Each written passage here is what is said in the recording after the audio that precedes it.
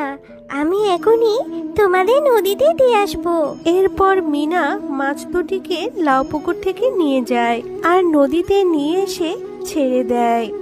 তোমাদের অনেক অনেক ধন্যবাদ, তোমরা আমাদের প্রাণ বাঁচিয়েছো। আমরা তোমাদের লাউ পুকুরে যে মাছগুলো দিয়ে এসেছি, ওই মাছগুলো তুমি ভালো করে চাষ করো। গুলো জাদুর মাছ, এই মাছগুলো তোমাদের পুকুর থেকে কখনোই শেষ হবে না।